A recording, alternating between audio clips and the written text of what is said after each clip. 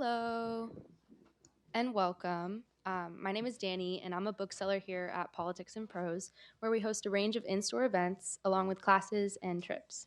Before we get started today, I'd like to ask you to please silence your cell phones so as to not disrupt the event. And when we get to the Q&A portion, please line up at the microphone to ask your questions. It's right here on the left for those of you in the back who can't see behind this podium. um, Tonight, I'm very excited to welcome Jorge and Thalia Goldstein, who each writing separately have by coincidence published interdisciplinary books within a few months of each other. As the artistic, social, and scientific worlds become more siloed, building bridges that cross boundaries and domains turns out to be even more important. Jorge's book, entitled Patenting Life, Tales from the Front Lines of Intellectual Property and the New Biology, will be in conversation with Thalia's book entitled Why Theater Education Matters, Understanding Its Cognitive, Social, and Emotional Benefits. Jorge is an expert in molecular biology and law with a PhD in chemistry from Harvard as well as a law degree from GW. Thalia is an expert in psychology and theater with a PhD in developmental psychology from Boston College and has experience as a professional actress and is currently the director of the Applied Developmental Psychology program at George Mason University. Moderating today's event is Professor Shana Maskell, a specialist in interdisciplinary topics at George Mason University. Please join me in welcoming to Politics and Prose, Shana Maskell and Jorge and Thalia Goldstein.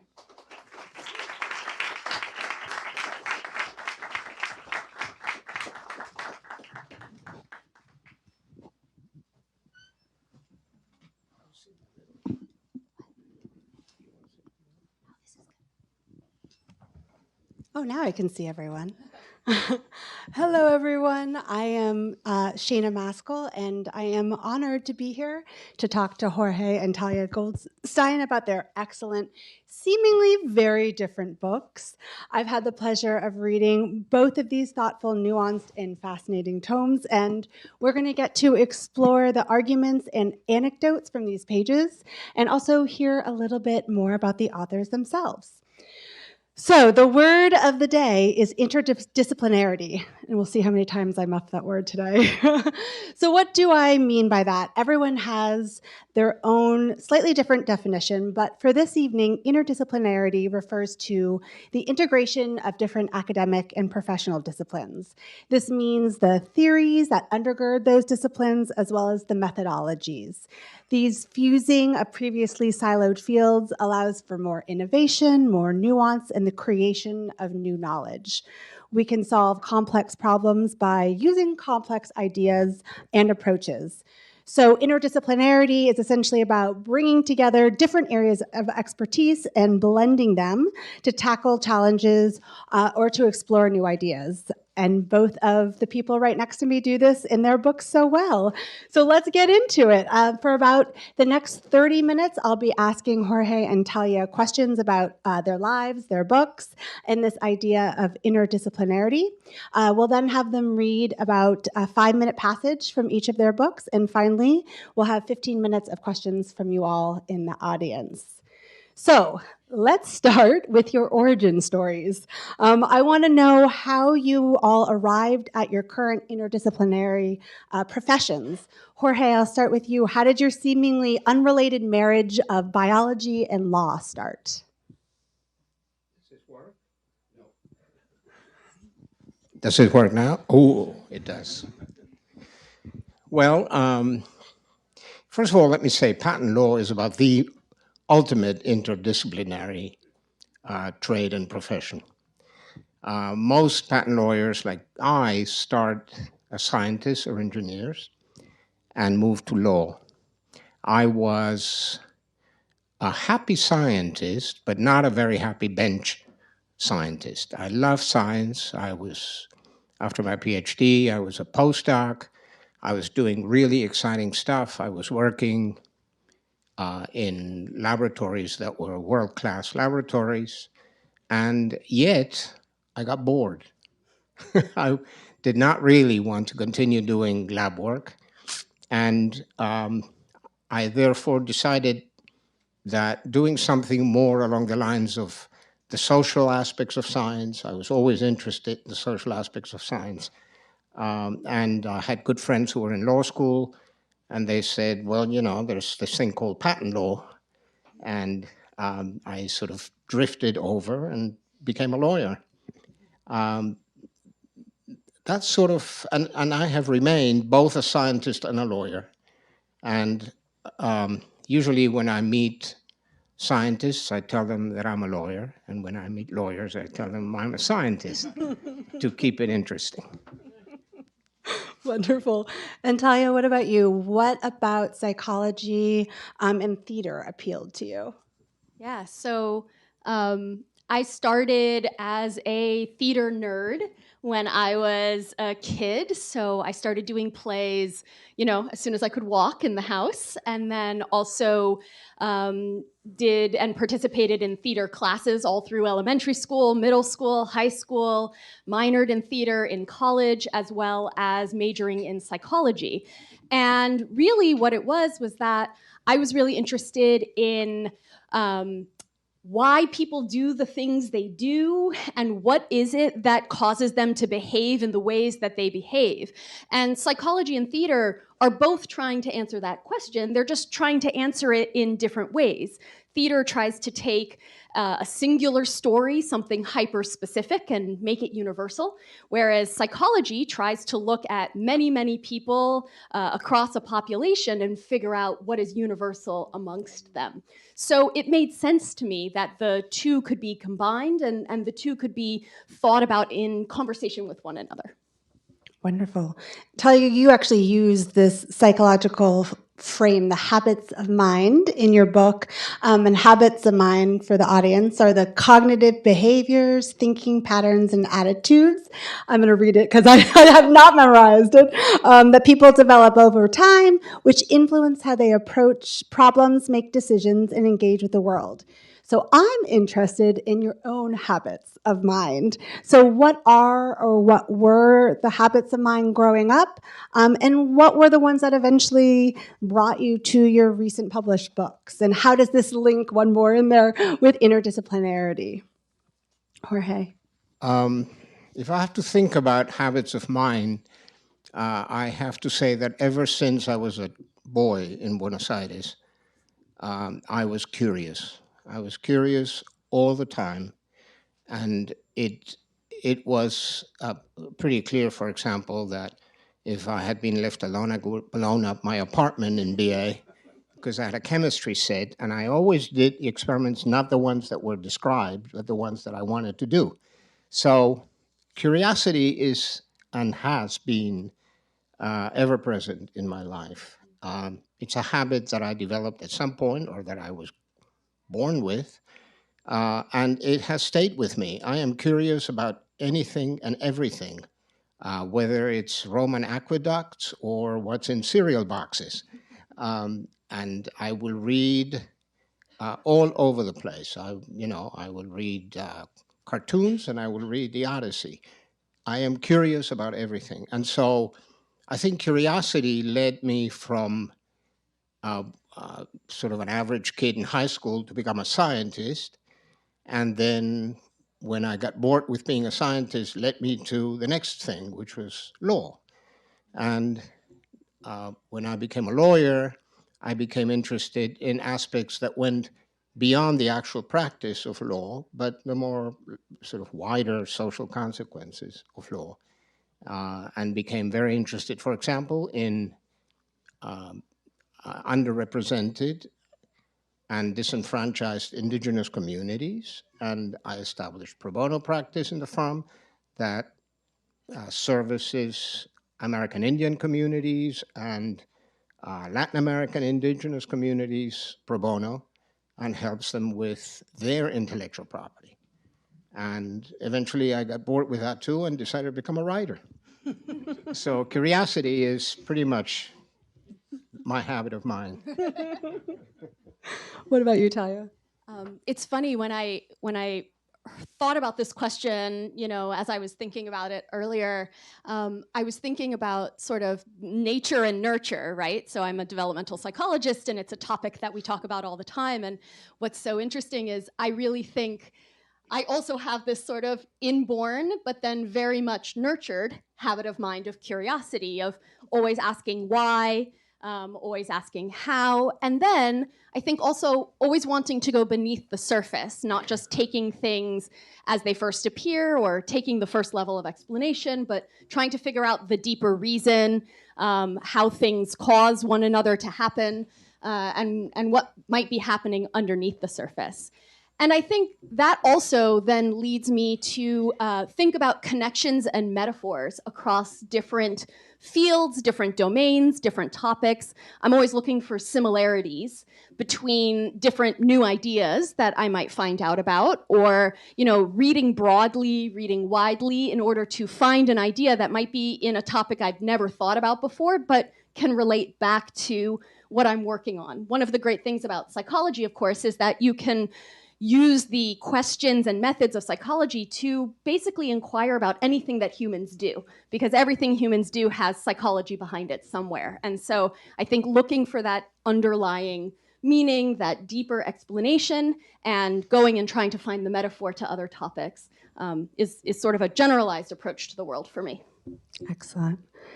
So we started to talk about this a little bit, but I want to go a little bit deeper into, Jorge, what you call in your book, the hybrid. And it seems to be very necessary to be in and kind of working amongst interdisciplinarity. So I'm wondering how you both understand your own hybridity, and also how you balance these disciplines. Kind of more generally, and Jorge, to start with you, what makes a well-balanced patent lawyer? Well, a patent lawyer has to love both science and law at the same time. They're very different disciplines, and yet they're not that different in many ways. The case law system that we follow in the United States and in the common law countries is a collection of cases from the courts that is trying to tell us something, right? And I learned that when I went to law school after my PhD in chemistry. I suddenly realized that science was also the same way. It's an inductive logic system in which I was constantly looking at spreadsheets of data, trying to figure out what's nature trying to tell me? Is there a message here? Is there a pattern there? And the same sort of message seeking and pattern seeking from science easily translated for me to become a common law lawyer. And I see cases in the common law system as sort of the data of my scientific days, and trying to induce what it is that the court is trying to say to us, and have they made mistakes, for example, et cetera, et cetera. So I think you can be both a common law lawyer and a scientist at the same time. But you also have to be a lawyer at the end of the day for a patent lawyer. You can't just be a scientist. And so you have to have a good gift of the gab, eloquence, as they call it in law. You have to write well. You have to be an advocate. Interestingly enough, I found over the years that the more I understand the history of my particular specialty in law, the more I can be a good, effective lawyer. So understanding where we are and why are we here, given what the courts are deciding on any given topic. For me, it's usually biotechnology and patents. If I understand where we came from and what the law used to be and what it is now, I think I can be a better advocate. So that combination is always there. And Thalia, what makes a well-balanced actor, theater educator, or even psychologist? I actually think it's actually quite difficult to be a hybrid, and I think this is the trying to be a deep expert in more than one topic is quite difficult. And one of the ways in which I've tried to handle it is by always keeping an open ear and an open mind to what people in other disciplines and other fields are telling me. And not just sort of assuming that a single answer or the first answer that I've found using the psychology tools is necessarily going to be right for all of the theater people. And so this idea that there are multiple ways of knowing information, there's multiple ways of finding out information, that people's own expertise for their own field, often if you can figure out the shared language, if you can figure out the semantics and the vocabulary that you have in common, and the semantics and the vocabulary you don't have in common, and therefore need to find commonalities for, that gets you quite far down the road into being able to answer the same question or solve the same problem. So when I'm speaking to theater people and when I'm speaking to other psychologists, I often try to think about, well, is this, as the phrase we use is this a distinction without a difference? Meaning, are we simply using different words to describe the same phenomena or the same problem? Lawyers use the same phrase. Perfect. There we go.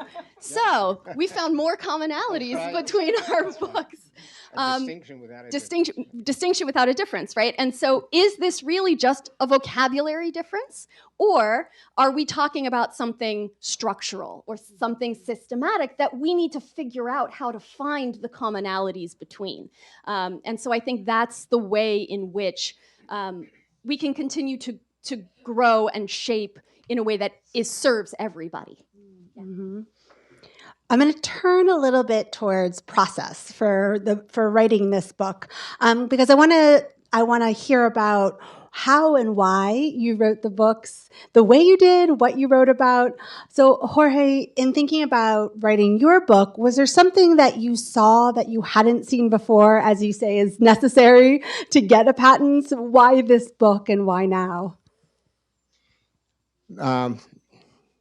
Yeah. There are some very binary comments about the patent system, and whether it's the United States patent system or the worldwide patent system. And I wanted to push back against that.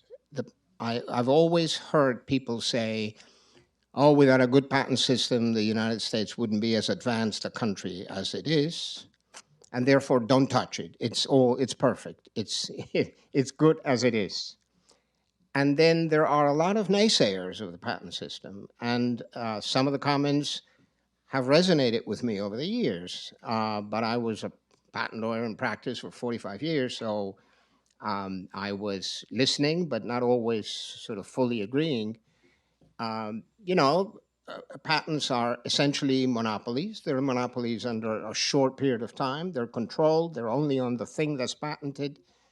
But if you want to make a negative comment about the patent system, they're monopolies without explaining any further.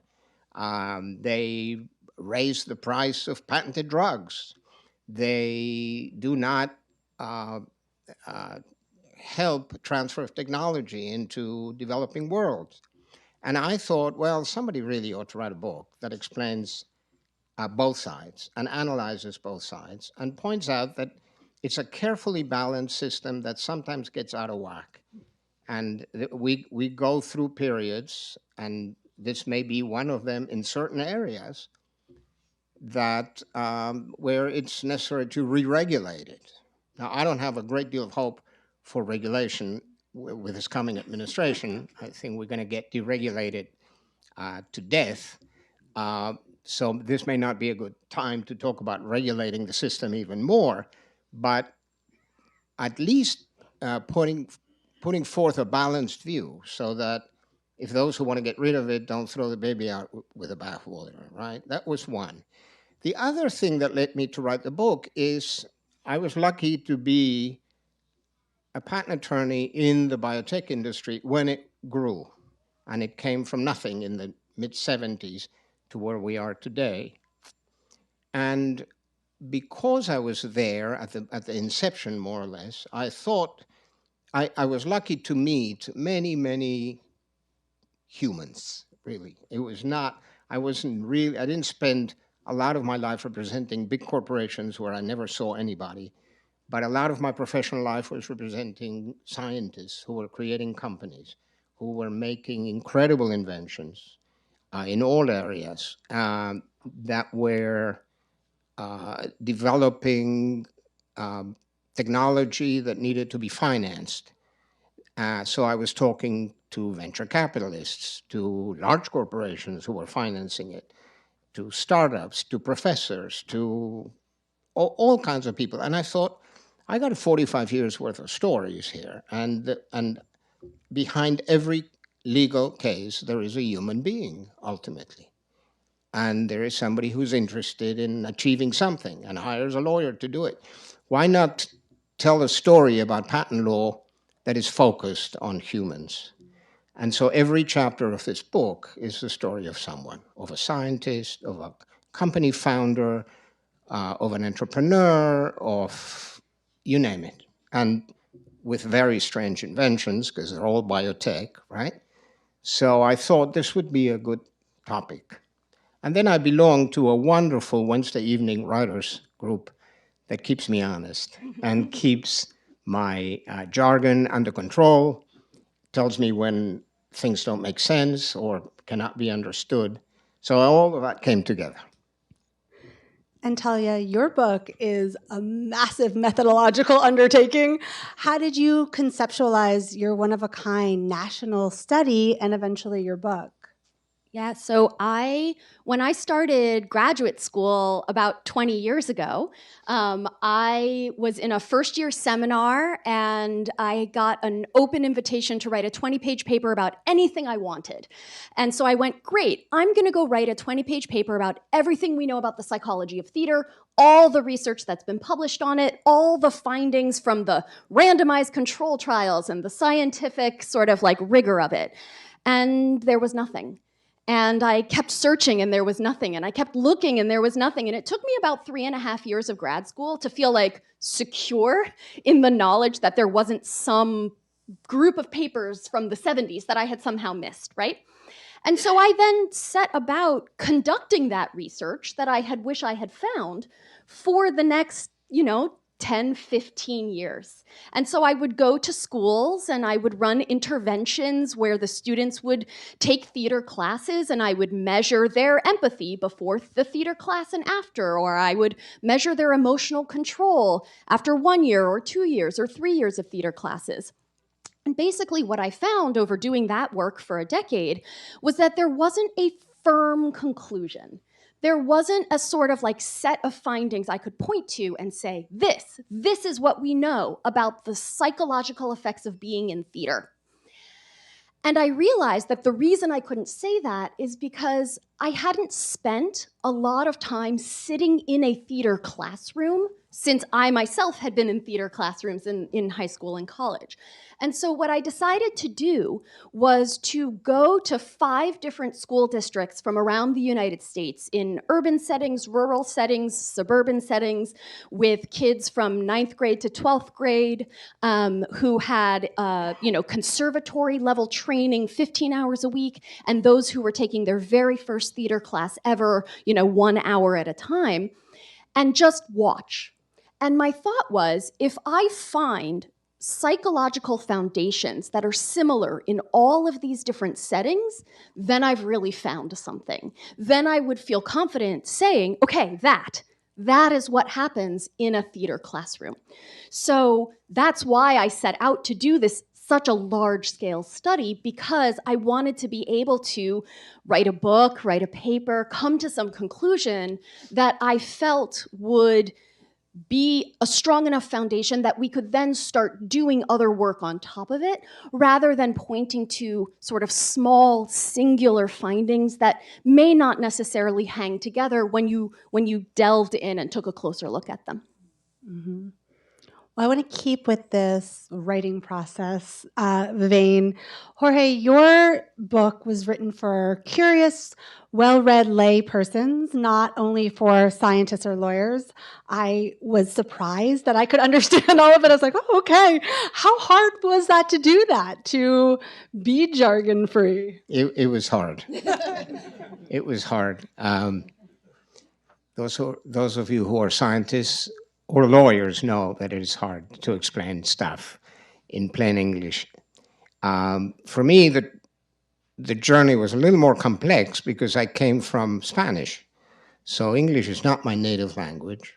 And I went from basically high school Spanish in Buenos Aires to high school English, and then I became a chemist, and I learned the chemical jargon. It was all about acronyms and chemical formulas, and I did pretty well because I didn't have to know much vocabulary. It was as dry as scientific writing can be, full of jargon in the passive voice, no personal opinions, stick to the data, don't give any, do not speculate.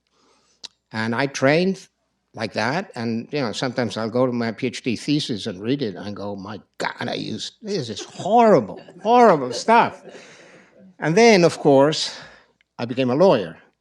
And that made it even worse because legalese is another layer of jargon on top of scientific jargon, right? There's less acronyms, thank God, but the jargon is thick.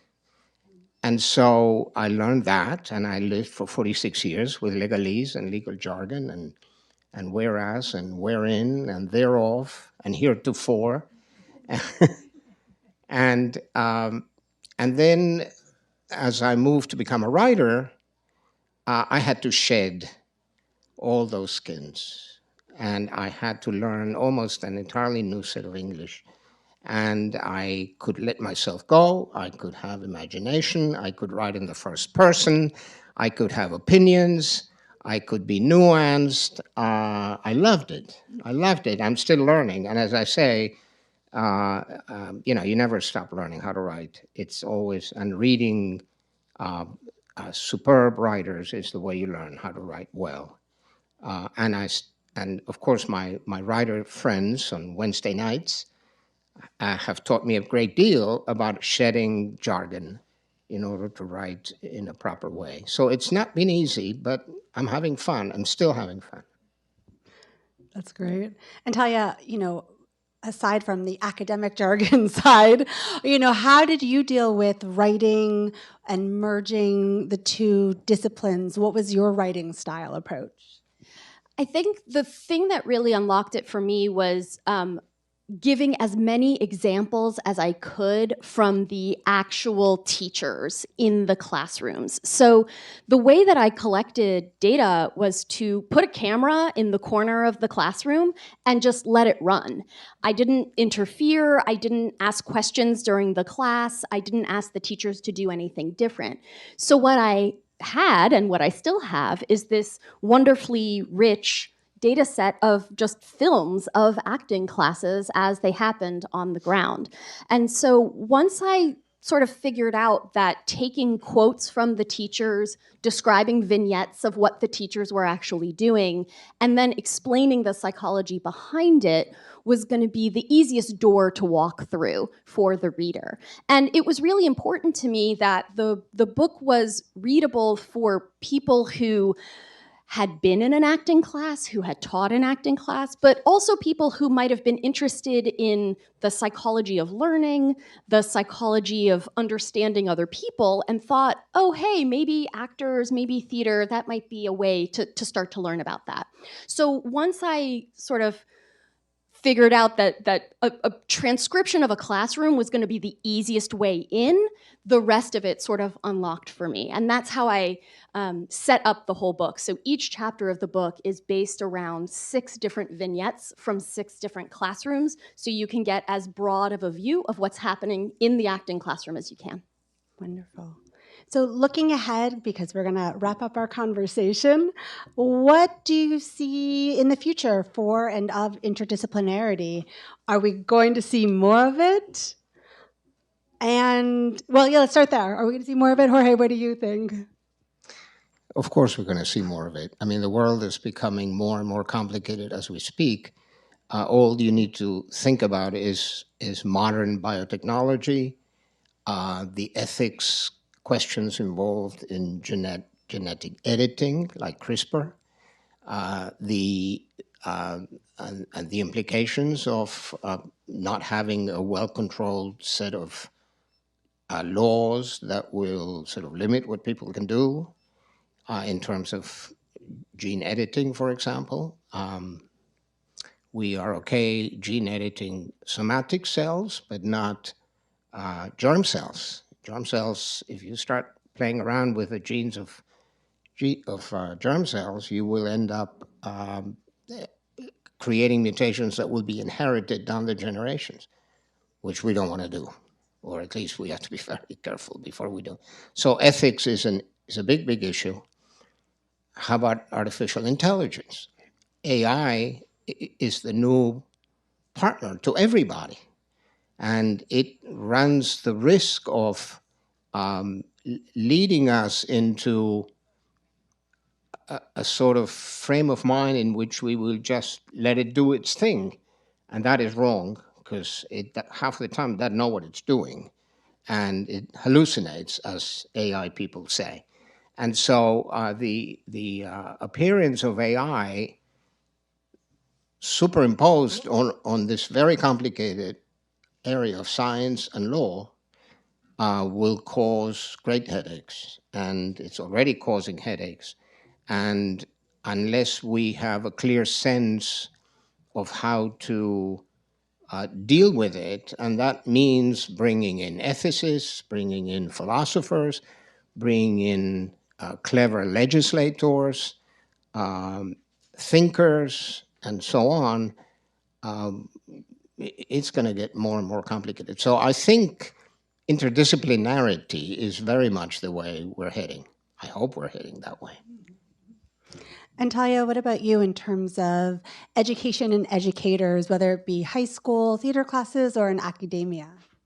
Yeah, I think it's really interesting because, of course, when you graduate, right, when you graduate from school, when you get out into the real world and you have a real world job, that job is necessarily interdisciplinary, right?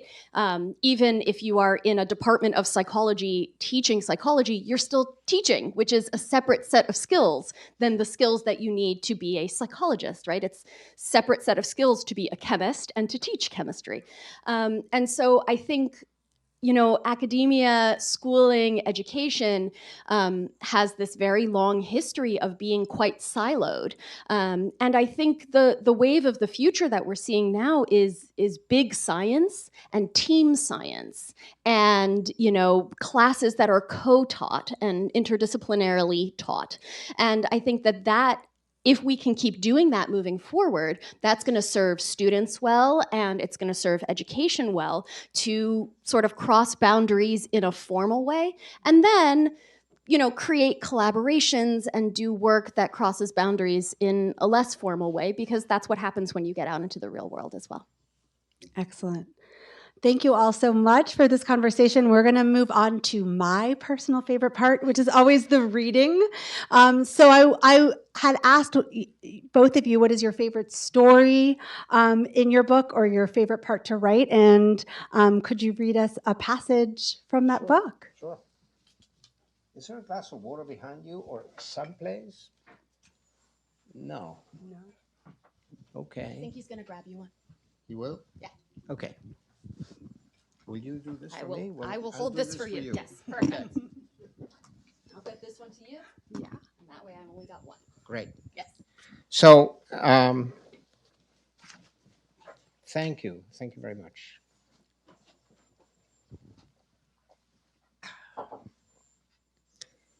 May it please the court, my name is Jorge Goldstein. Oh, I'm sorry. Got confused. This is a story of a cow that I patented. It is a cow that, it's bovines, that are genetically engineered to produce human growth hormone in their milk. So they become essentially factories of human growth hormone, or of insulin, or of interferons, or whatever you want. And they are genetically engineered so that the protein, the human protein that's produced in the bovine goes to the mammary glands, and you can extract it from the milk. You don't drink the milk, you extract the protein and purify it. So I got a patent on these bovines that produce human growth hormone. A few years after getting the patent for the transgenic cow, I found myself in Buenos Aires on a lecture assignment. I had the chance of meeting Dr. Barañao, one of the cow's inventors. It was an Argentine cow, by the way. They're the best. He had since become the Argentine Minister of Science and Technology, and in that role tried, not always successfully, to strengthen the patent system in his country. Since I was visiting, Wengen invited me to go see the patented bovines. The cows were not living in the company's headquarters in the residential neighborhood near the city center. That would have been over the top strange.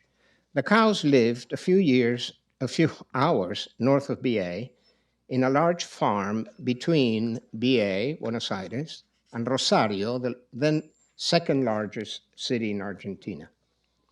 We drove out one early morning with a promise that later that day the vets were going to deliver 4 brand new transgenic calves by C-section. Quote, "Wouldn't that be interesting?" asked one of my clients. Never having seen a calf being born, never mind one that I patented, I readily agreed. When we arrived at the farm, one of my hosts, whose English was perfect, said to me in Spanish, "Nosotros llamamos a este lugar una farm, P-H-A-R-M, no una farm, F-A-R-M. We don't call this place a farm, but a farm." I laughed on cue, but I thought the joke was unexceptional. Upon arrival, we hurried in since the C-sections were not waiting for us. We walked into a large open barn. There was an interesting assortment of veterinarians, gauchos, helpers, animals, and onlookers. The place smelled of a ranch, part fresh straw, bovine sweat, and old dung. It was far from the aseptic and sterile human operating room.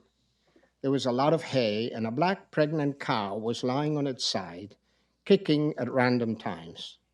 The gauchos cautiously stayed away from her legs until they tied her down.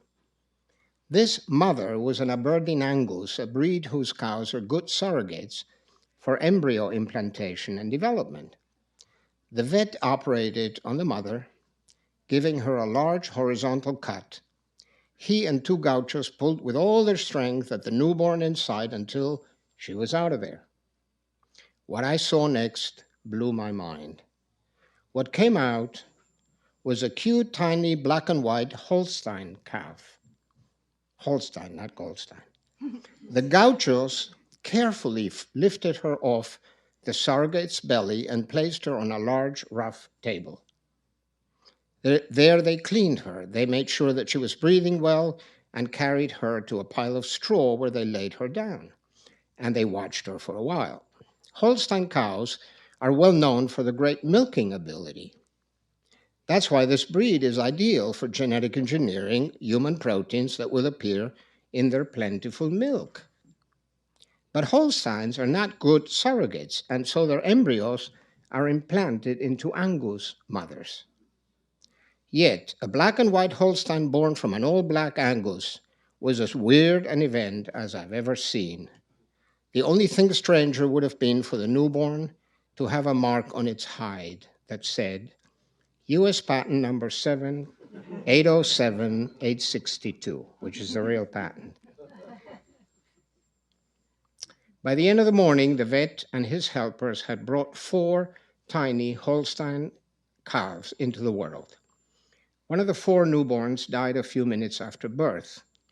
As I lamented its death, I was taken aback by the response of one of my hosts. "That was one expensive calf," he said, "about $250,000 each. That's why we don't let them give birth out there in the middle of the pampas at night by themselves." A little later, the whole team invited me to a classic Argentine asado, a parrillada, as we natives call it. It's made on a large, low-lying grilling lattice covered with sausages, sweetbreads, kidneys, and a half dozen different cuts of the best beef the world knows. I half-jokingly asked if all that meat came from some patented Holstein, and they assured me that of course it didn't. The best beef comes from Angus, they said. Holsteins are just milking cows. And by then I had lost my appetite.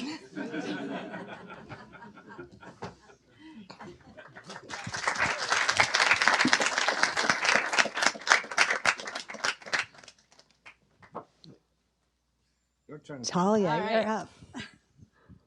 Mine has no cows in it anywhere. But it does have actors, which people have called cows, as well as many other negative names. So I'm going to start my reading with the question that I have been asking and answering now for about 20 years.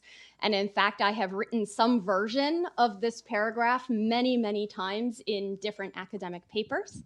And then in the second section, I'm going to read a little bit of a vignette from the first word in psychology that every theater person says to me, which is, well, what about empathy? When you ask people about the psychology of theater, the first thing they talk about is empathy. So I'm going to read a little bit from that section of the book. Why do humans act? Why do they pretend to be other people without actually tricking anyone to perform moments of tragedy, romance, comedy, fear, and joy on stage or on screen? What psychologically happens to the actors who create these moments, and how are they trained to do so?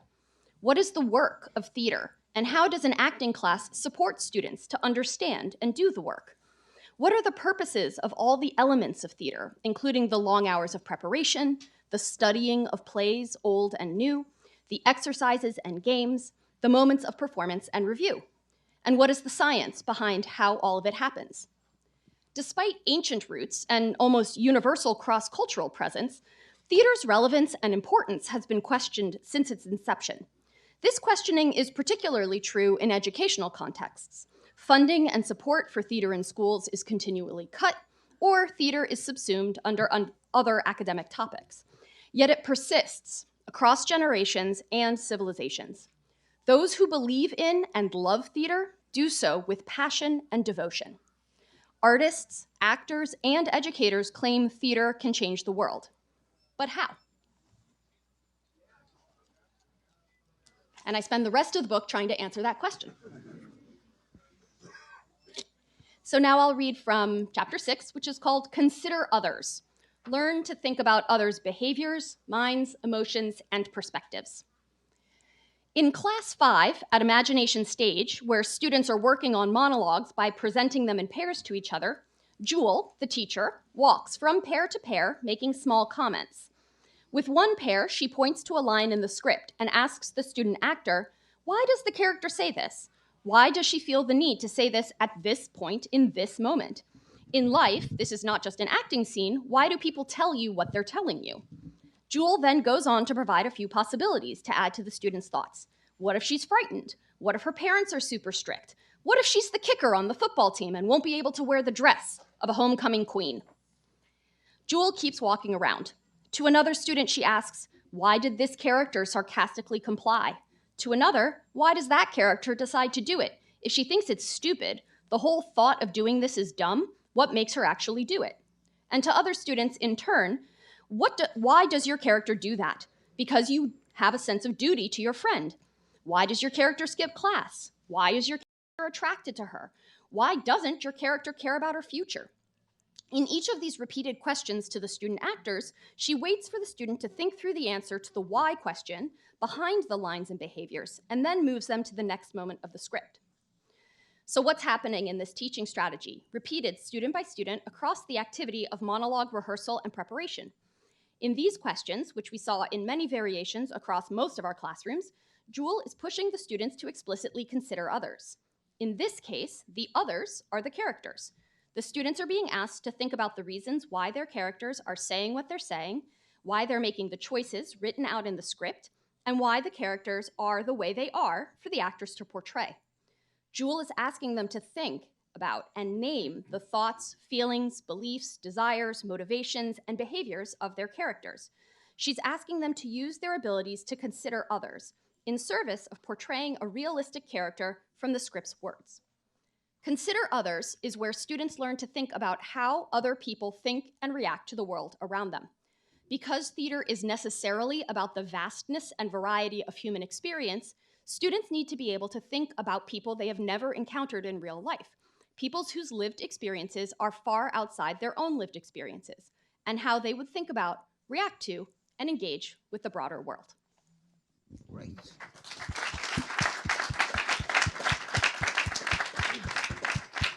Wonderful. And now it's your turn. You can take the role. If you have a question for Thalia or Jorge, we ask that you come up to the microphone. This is being recorded and so that others can hear you. Chose my seat well. So I want to ask about maybe the benefits of interdisciplinarity. So you're both hybrids in a sense. I'm also sort of a hybrid, so I think about this question a lot. Is there any, and Talia, you touched on this a little bit in the excerpt you just read about empathy, but I'm curious, what you can learn from being a hybrid. What does, say, what would you tell a biotechnologist with all of your legal knowledge, right? What could biotech learn from law? What could law learn from biotech? And Talia, you feel free to elaborate as well on what else. About law and biotech? Sure. Well, we're getting more and more interdisciplinary as the night goes on. So I got if years you'd like, of dinner conversation. If you'd like to opine, I'm sure you've got some thoughts on that too. But also on your two fields as well. I mean, you can pull the thread on empathy or anything else. Yeah. Go ahead. Yeah. Well, I'm not going to talk about what law can learn from biotech and what biotech can learn from law, but I will say that almost any question that you can think of in psychology, someone else has already thought about in some other discipline. Maybe it was an ancient philosopher, maybe it was in religion, maybe it was in punk music, maybe it was in law, but there are deep thinkers across many, many fields, and if you take the time to go look for what they've said, right, a playwright or a poet or somebody else, it will often spur ideas that you may not have otherwise had about your own field. And so I think one thing I've learned a lot over time is that if I'm feeling stuck or uninspired, often if I go walk around an art museum, or if I go read a deep dive news article into cow genetics, it might get me thinking about the problems or the questions that I've been working on in a new way. Right. So, yeah. So to some extent, I talked about this already a little bit. I mean, there's commonalities between the common law and science, the scientific method. It's sort of induction, and you sort of try to learn from a few examples what the data is telling you. But I think an interesting thought occurred to me as you were asking the question. There is a very famous erudite judge in the Court of Appeals for the Federal Circuit. His name is Lurie, Judge Lurie. Judge Lurie is an interdisciplinarian. He is a scientist. He has a PhD. He did some postdoc work. He became a lawyer at Wyeth, as a chemist for a while, and then as a lawyer, and then he became a judge. And he's one of the most respected judges, and he, about 80% of the time, gets all the chemical patent cases and all the biotech patent cases, because they say, give it to Lurie, because he knows what's going on, right?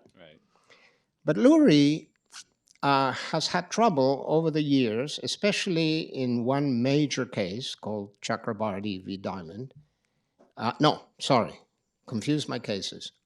In the Myriad Genetics case, Myriad Genetics was a case which tested the patentability of isolated genes.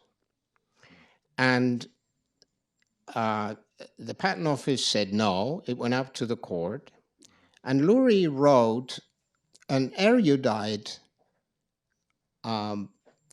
analyses of isolated genes. And he treated them the way a chemist treats isolated genes. He said, well, a gene is just a segment of the human genome. And when you've isolated it from the genome, like a string of pearls, and you take a segment of it, it's an entirely different chemical entity, because you have cut the two ends, which are covalent bonds for those who are chemists, and they are very strong bonds, and cutting those bonds creates an entirely new composition. And therefore, of course, they're eligible for patents because they're not natural. Once the thing has come out of the genome, it's not a natural, so you can't You can't patent natural materials, but you can patent this isolated one. And I thought, oh, he's explained it for the ages. And as I say in the book, the ages lasted about a year because the Supreme Court quickly reversed him in a 9-0 decision written by Justice Thomas. And Justice Thomas basically said, the fact that you have created a new chemical composition of matter is neither here nor there. You have to think way beyond chemistry to make a decision along the lines that we're being asked to make. And said the fact that a gene is isolated doesn't make it any different than when it's embedded in the genome, because genetic information is genetic information, and isolating it, it hasn't changed it one bit. There's nothing new about isolating a gene. And I've always thought about this dichotomy between being a scientist and being a lawyer. And I say in the book, and I admire Judge Lurie greatly. I mean, he's written some really magnificent cases, but he forgot that he was no longer a chemist. The fact that you could say, from a chemical point of view, isolating a gene makes a new composition of matter is neither here nor there. The law is not chemistry.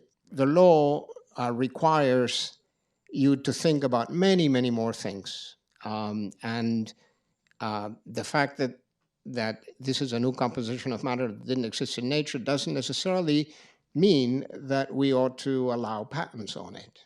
And myriad genetics is the law of the land, has been the law of the land since 2012, give or take. And I felt with Lurie, because I was a chemist, and when I saw the way he wrote that decision, I thought, yeah, that's the way it is. And the day of the Supreme Court hearing, I was sitting at the Supreme Court next to a gentleman who turned out to be Judge Sweet, who was the judge in New York that had originally found the patent of myriad genetics invalid because it claimed something that was not eligible for patents. And I talked to him and I said, do you think you're going to be redeemed today, Judge? And he said, I sure hope so. I wrote it for this day. And he was redeemed. But he was not a chemist.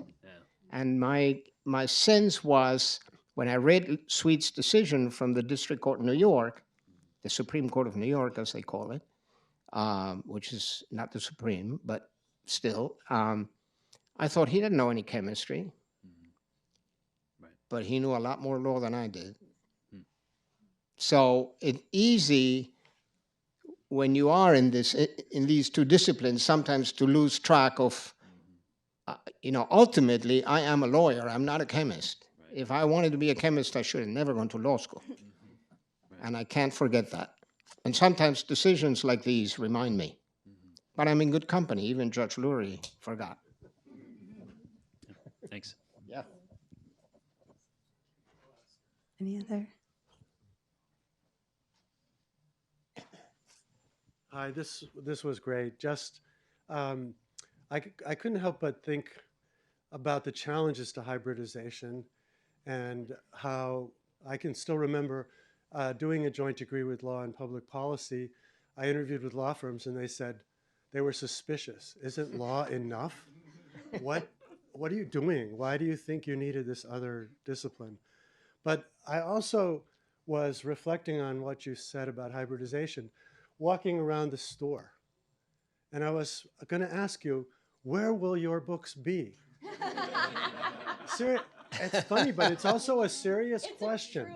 Because I think there is so much in our lives and in our ways of thinking that does organize by psychology, science, et cetera, et cetera.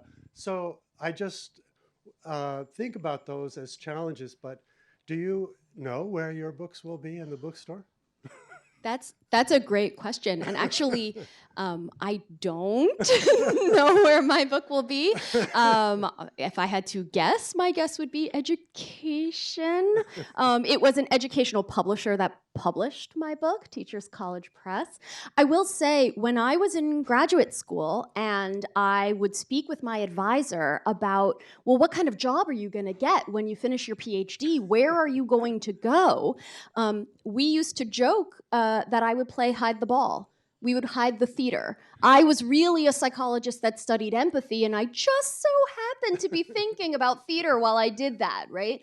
And I actually spent an extremely long amount of time developing the argument for why theater was a worthwhile topic to study from a psychological lens. So I think,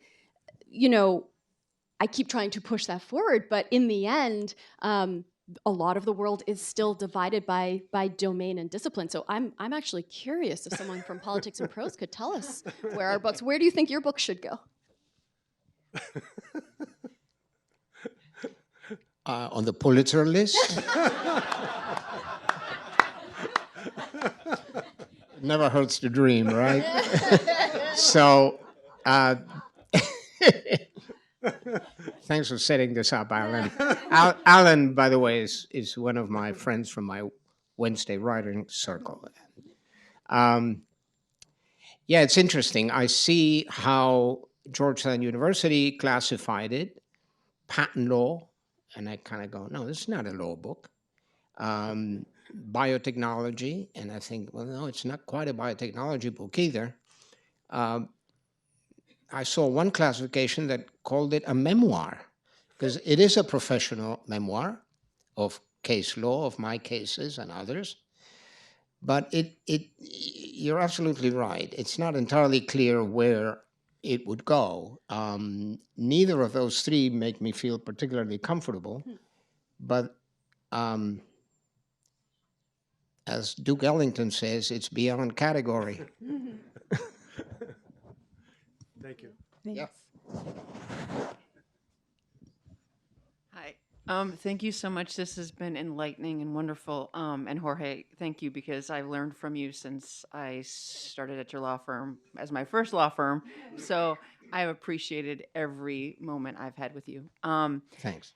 I'd like to say that I think hybridity, that's not even a word, I just made it up, is sort of outside in the world or all around us when we see things, and I mean think, and even just a application of just everything is hybrid, right? So I'm an engineer, lawyer, somewhat of an artist. I was involved in the arts long before I became a lawyer, and I studied improv as long as I've been a lawyer. So, and so it's a systems sort of thinking. So I was a systems engineer for 20 years before that. So it's a very much system. So I've been actually writing notes for maybe my own article on similarities. But what I'd like to know, here's my question, is like what I would love to see is that you two get together and write a book about the interdisciplinary of all four of your ideas and everything. I think that'd be wonderful. Have you thought about that? No. No, I haven't, but maybe Thalia has. I don't know. Well, what was interesting is that when we sort of discovered that our books were going to come out relatively close in time, we were like, okay, great. Well, let's do a thing, have a party, talk about them, come to Politics and Prose and have a joint night. And then we went, okay, but why? Why would anyone be interested in both of these books, right? Like, what audience would be served by the combination of these two? Here you are in the flesh. But also, I think one thing we started talking about was, ironically, the habits of mind that we share, right? Which these ideas of going deeper into the question and asking why and going into the structure and trying to figure out how things happen and when they happen and the connections and the metaphors and all of that, which I got both through genetics and dinner table conversation. And so I think that sort of has become this interesting way in which the books and the work are connected to each other, which is the approach to combining domains and the approach to thinking beyond singular disciplines into the way in which you can make one thing about another thing. So we'll talk about it. We'll have some more dinner conversations. I think we are out of time for questions. So thank you to Thalia and Jorge, and thank you all so much for being here. For coming. Thanks for coming. Thank you to Shayna.